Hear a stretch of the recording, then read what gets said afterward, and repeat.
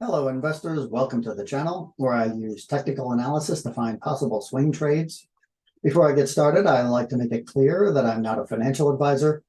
Everything I say is for informational, educational, and entertainment purposes. Technical indicators are not accurate 100% of the time. Fundamentals of a company and macroeconomic factors can drive share price changes differently than we'd expect based on technical indicators. My goal is to bring these companies to your attention so you can decide for yourself whether or not they're good investments for you. So please, if you plan on investing, do your own due diligence before purchasing shares in any company or consult with a financial advisor. And with that out of the way, today we're taking a look at Verizon Communications, ticker symbol VZ. This is a large cap company, one of the major wireless carriers with a market cap of $143 billion. That makes it a bit smaller than T-Mobile, but larger than AT&T in terms of market cap. And here we are taking a look at Verizon's annual chart. And you can see over the last week to week and a half, it has had a significant downfall. In fact, there looks like there's a gap. It's a small gap, but still a gap down from 37 to about 36.20 or so. And that puts it well below all the major moving averages, which is excellent for us. In fact, it is the lowest closing price in the last 5 years. It did drop below the current share price briefly throughout trading days, but as far as closing price goes, this is the lowest Verizon has been. And if we look down at the RSI, you can see it is just nudging into oversold territory, but both stochastics are definitely in oversold areas. The selling volume, as you might expect, is greater than average and is all red. And the MACD is below zero, and it looks to still be falling. And if we move back over to E-Trade here, we can take a look at the fundamentals from a very general 10,000-foot view. You'll see there is a very low short interest in Verizon at this point, only 1.13%. The debt to equity ratio is a bit higher than its peers. It is greater than 67% of other telecommunications companies. That's not so bad. It's certainly nothing like what AT&T carries, but still, debt is not necessarily a good thing. But at the same time, it's not the worst of these metrics. This is the one that would concern me the least because they need the infrastructure to carry out their business.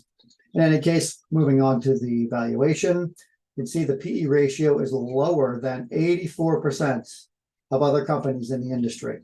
PE ratio is currently 6.63.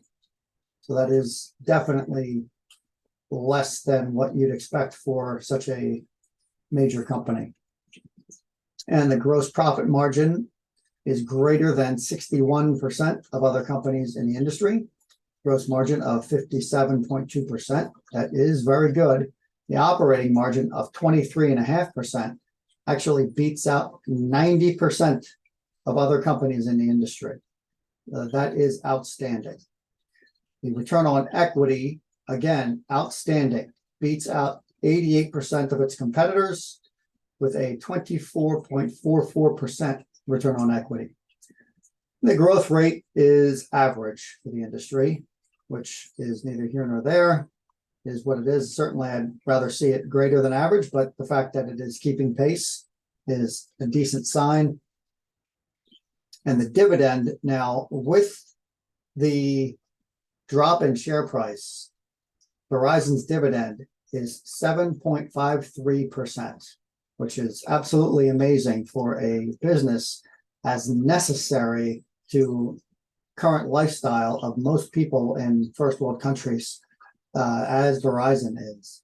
So this is a huge benefit to those who hold shares. And the payout ratio is just above 50%. So despite the fact that the dividend is high, it is quite secure.